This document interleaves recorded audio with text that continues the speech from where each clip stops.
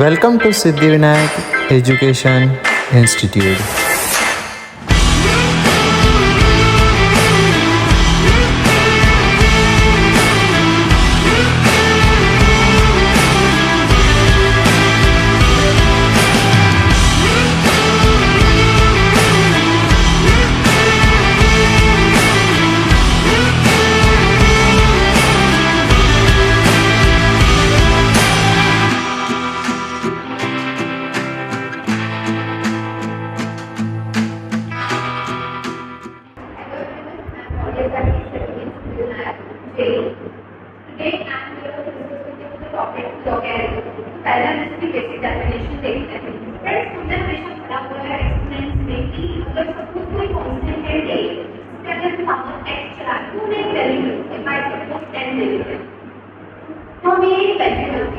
Log है, log से इसका इन्वर्स करें। अगर हम लॉग लिखते हैं, सपोज मैं लिख रही हूँ यहाँ पर लॉग एन बेस ए, मुझे यहाँ पर ढूंढना क्या होता है, इसकी वैल्यू होती है बस वही पावर, मतलब हम बेस पर इतनी पावर चढ़ाएंगे कि हमें आर्गुमेंट मिलेगा। इस लॉग में हम इस पार्ट को आर्गुमेंट बोलते हैं, ये जो पार्ट है हमारा आर्गुमेंट होता है। तो ये जो पार्ट होता है ये हमारा बेस होता है। तो हमें लॉग में ढूंढना क्या होता है, लॉग एन बेस ए, मतलब सिर्फ इतना ही है कि हमें ये फाइंड आउट करना है कि हम ए पर मतलब बेस पर कितनी पावर चढ़ाएंगे कि हमें आर्गुमेंट आंसर मिलेगा। इसका सिर्फ एक इन्वर्स होगा, इसमें हमें आंसर मिल जाएगा एक्स। अब मैं इसको एक एग्जांपल से लेती हूँ न्यूमेरिकल में कि मेरे पास दिया हुआ है लॉग ए बेस, तो मैं मुझे इसका आंसर पता है ए जो होता है उनको क्यों होता है, तो मैं डायरेक्ट लिखूंगी इसका आंसर उसके लिए। बट सपोज मेरे पास कोई वैल्यू है लाइक लॉग 4 और बेस में मेरे पास रूट 2, अब जैसे मुझे इसका आंसर नहीं पता तो इसका आंसर कैसे निकालूंगी, इसके लिए हम क्या करते हैं ना कि ये जो आर्गुमेंट है इसको हम ले लेते हैं वन साइड पर और सेकंड साइड पर हम ले लेते हैं बेस 2। अब हमें इनको इक्वेट करना है, तो हम रूट 2 पर कितनी पावर, सपोज एक्स मान लो, तो एक्स पावर चढ़ाएंगे तो हमें आंसर 4 मिलेगा। तो हम इनको सिंप्लीफाई कर लेते हैं, लोएस्ट नंबर में हम ट्रांसफर कर लेते हैं जिससे हम इसको सॉल्व कर सकते हैं। 4 होता है, मुझे पता है 2 का स्क्वायर होता है, राइट। अब इसके बाद रूट 2 मतलब 2 के पावर 1/2 रखूंगी, तो ये मेरा सॉल्यूशन होगा इसका। अब इस पे भी पावर एक्स होगी, ठीक है। अगर ये पढ़ा हुआ है कि अगर हमारे पास बेस सेम है तो इनकी पावर भी सेम होगी, 2 इज इक्वल टू x/2 आ रहा है मेरे पास, तो मैं यहाँ पर क्या करूँगी, x की वैल्यू बच जाएगी कि x इज इक्वल टू 4। तो इस तरीके से हम इसको सॉल्व करते हैं। इसका आंसर हमारे पास आ जाएगा 2। मैं रूट 2 को अगर मैं 4 टाइम्स मल्टीप्लाई करूँगी, 2 की पावर 4 चढ़ाऊंगी, तब मुझे आंसर 4 मिलेगा।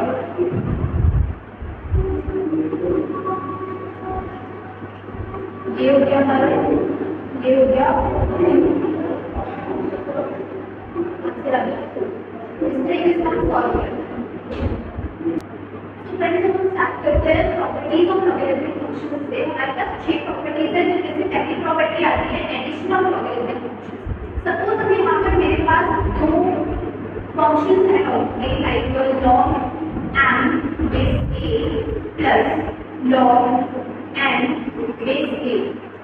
अब यहाँ पर आप लोग देख रहे हो जिसके पास दोनों के बेस सेम है, जब हमारे पास दो लॉगरिथमिक फंक्शन को जिनका हमें एडिशन करना है और इनके बेस सेम होते हैं, तो हम इनका इस तरीके से सॉल्व करते हैं। लाइक मैं इसमें log बेस a कॉमन ले लूंगी और जो आर्गुमेंट होते हैं ना हमारे, हम इनको मल्टीप्लाई कर देते हैं। नंबर जब भी बेस सेम होगा और एडिशन में होंगे तभी ये हम यूज कर सकते हैं। जैसे यहाँ पर log m बेस a है और log n बेस a है, तो हम क्या करते हैं log m n base a हो जाता है, क्योंकि आर्गुमेंट्स का मल्टीप्लाई हो जाएगा, बेस कॉमन बाहर आ जाएगा। ओके, तो हम इसका एक एग्जांपल देख लेते हैं। लाइक मैंने यहाँ पे एक एग्जांपल क्वेश्चन लिख दिया है log 2 बेस 10 और log 5 बेस 10। यहाँ पर हमारे पास दोनों भी बेस सेम है, तो हम इसी की तरह इसको सॉल्व करेंगे। हम क्या करेंगे, log बेस 10 हमारे पास कॉमन आ जाएगा बाहर और हम इसके आर्गुमेंट्स का मल्टीप्लिकेशन कर देंगे 2 × 5। क्या होगा ये log 10 बेस 10। और जब हमारे पास दोनों आर्ग्यूमेंट और बेस दोनों में सेम नंबर होता है तो इसका आंसर हमें 1 मिलता है। क्योंकि हम 10 पर 1 की पावर चलाएंगे तो ये हमें 10 मिलेगा, दैट्स व्हाई इसका आंसर हमारे पास 1 आ जाता है। और एडिशन प्रॉपर्टी में ये जो हमने किया इसका वाइस वर्सा भी होता है। सपोज हमें कभी क्वेश्चन में ये पार्ट दिया हो, बेस हमारे पास कॉमन है और काफी सारे नंबर्स मल्टीप्लिकेशन में किए हुए हैं, तो हम उसको ब्रेक करके इस पार्ट में भी लिख सकते हैं। जैसे मैंने इसका एग्जांपल ले लिया है, इसका वाइस वर्सा देखेंगे। यहाँ पर हमारे पास क्या दिया हुआ है, एक लॉग बेस a दिया हुआ है, तो ये सारे के सारे मल्टीप्लिकेशन है, तो इसको हम इस तरीके से लिख सकते हैं जैसे कि log m base a plus log n base a plus log t base a plus log q base a। ये है हमारी एडिशन प्रॉपर्टी। ओके फ्रेंड्स, तो let's move on to the next property. Next property है हमारी subtraction of logarithmic functions. Subtraction में क्या होता है, हम फिर से वही एग्जांपल ले लेते हैं, log m base a minus log n base a। तो इसमें भी हमारे पास जो बेस सेम होते हैं, तो हम यहाँ पर भी वही काम करेंगे हमने पिछली बार किया था। मल्टीप्लिकेशन की जगह आर्गुमेंट से डिवीजन होता है, log n बेस a में हटा देंगे, यहाँ से कॉमन ले लिया, तो जो आर्गुमेंट है उनका डिवीजन हो जाएगा। पहले होगा तो न्यूमरेटर में रहेगा और जो बाद में लिखा है हमारे पास माइनस में दिया हुआ है हमारा डिनोमिनेटर में जाएगा। तो इस तरीके से हम इसको सॉल्व करते हैं। अब इसमें मैं एक एग्जांपल क्वेश्चन ले लेती हूँ फॉर सपोज सॉल्व करने के लिए। हमारे पास तो दिया हुआ है log 2 बेस 10 की वैल्यू।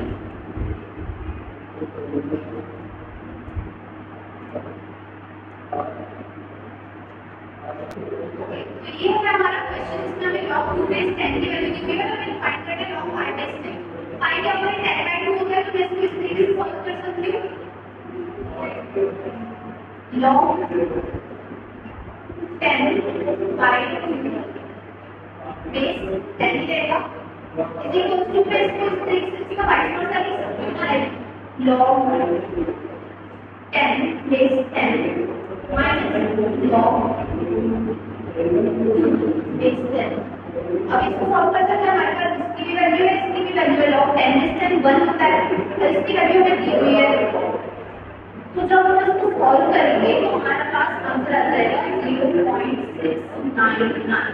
तो इस तरीके से हम सबट्रैक्शन प्रॉपर्टी का यूज कर सकते हैं।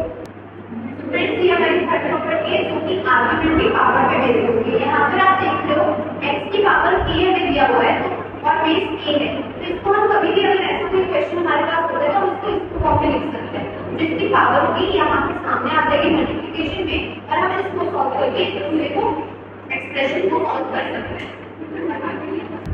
तो इस प्रॉपर्टी को समझने के लिए मैंने एक एग्जांपल क्वेश्चन ले लिया है। यहाँ पर हमें प्रूव करना है कि log 480 इस एक्सप्रेशन के इक्वल आता है या नहीं।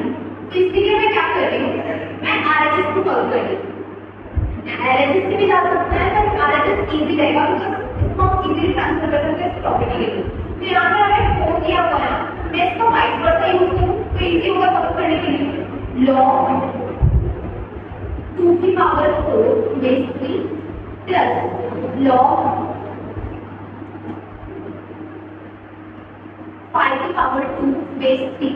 इसमें हम देख रहे हैं कि यहाँ पर मेरे पास बेस सेम है, आर्गुमेंट डिफरेंट है, तो फर्स्ट प्रॉपर्टी के अकॉर्डिंग यहाँ क्या हो जाएगा, log बेस 3 2 की पावर 4 इनटू 5 की पावर 2 हो जाएगा। ये मुझे इसकी वैल्यू पता है, log बेस 3 ये कितना हो जाएगा 16 इनटू 5 का स्क्वायर 25।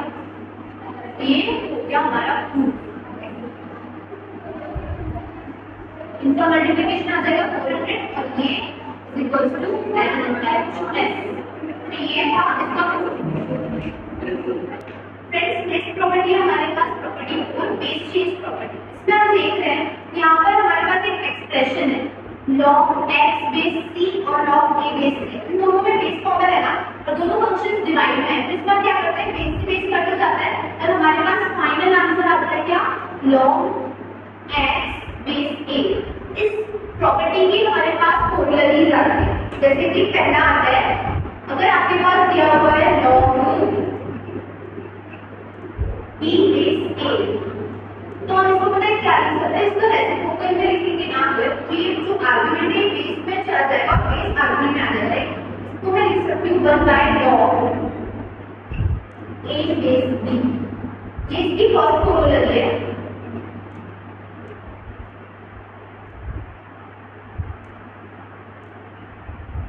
इसके बाद हमारे पास सेकंड आती है log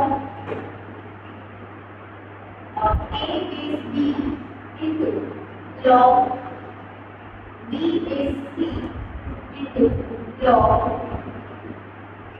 C is D into log B is E। इसको हम सॉल्व कैसे कर सकते हैं? यहाँ पर देखो, इसका बेस सेम है, इसके आर्गुमेंट सेम, इसका बेस सेम है, इसके आर्गुमेंट सेम, और ऐसे ही इधर भी है।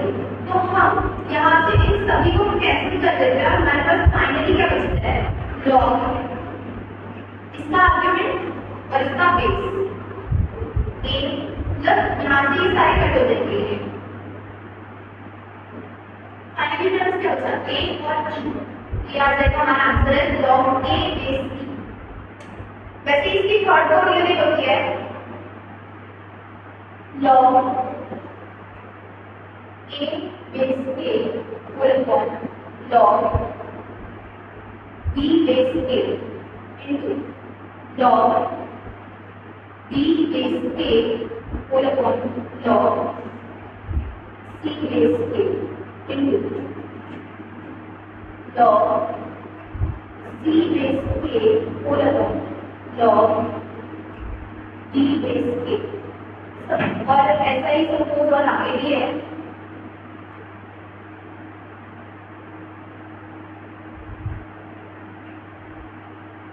यहाँ पर भी क्या होगा, देखो यहाँ पर ये डिवीजन में है, ये सेम टर्म हमारे पास ऊपर मल्टीप्लिकेशन में, इससे ये कट हो जाएगा, इससे ये कट हो जाएगा, इससे ये कट हो जाएगा। फाइनली हमारे पास क्या बचता है? log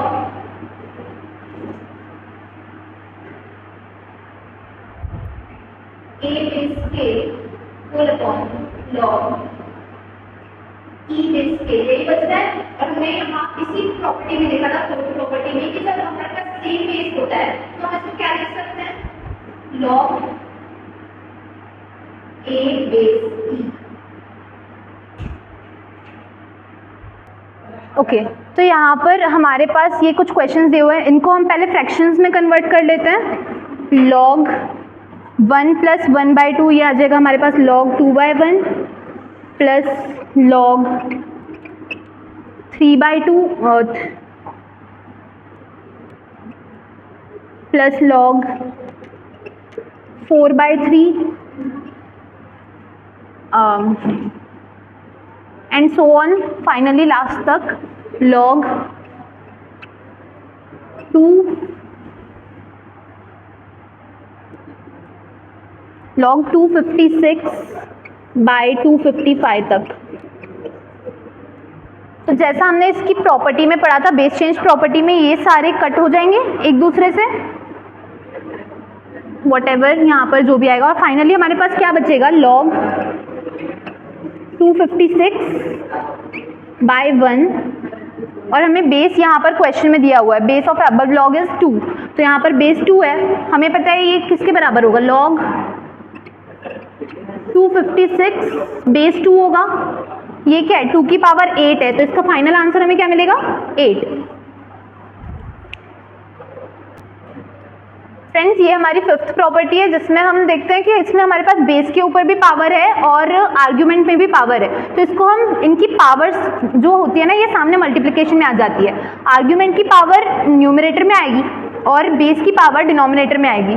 इसको हम एक एग्जांपल से समझते हैं। जैसे मैं एक एग्जांपल ले रही हूँ, log 16 बेस 4, पर ऐसे तो हम इसका डायरेक्ट आंसर निकाल सकते हैं, हमको पता है 16 4 का स्क्वायर है, बट अगर इसको हम इस प्रॉपर्टी के थ्रू सॉल्व करें तो यहाँ पे हमारे पास क्या है? 4 2 का स्क्वायर है और ये जो है 2 की पावर 4 है। इसको मैं सिंप्लीफाई में लिखती हूँ log 2 की पावर 4 बेस 2 की पावर 2। ठीक है, इसमें हम अगर इस प्रॉपर्टी का यूज़ करें तो क्या करना पड़ेगा, 4 आ जाएगा हमारे पास न्यूमरेटर में, 2 आ जाएगा हमारे पास डिनोमिनेटर में, और फाइनली हम इसको इस तरीके से सॉल्व करेंगे। इसकी वैल्यू क्या होती है, 1 होती है, और इसको हम डिवाइड करेंगे तो 2 इंटू 1 ये आएगा। ये हमारे पास आ गया फाइनल आंसर इस प्रॉपर्टी के थ्रू।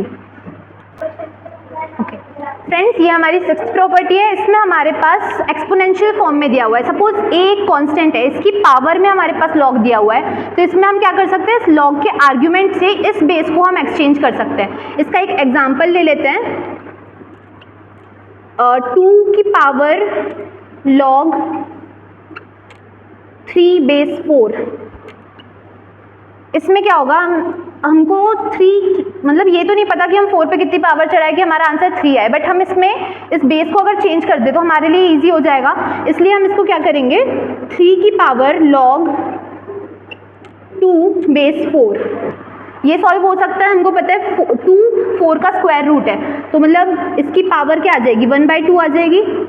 ये हमारे पास आंसर आ गया। ये हमको कॉम्प्लेक्स नंबर्स को चेंज करने में हेल्प करता है। थैंक्स।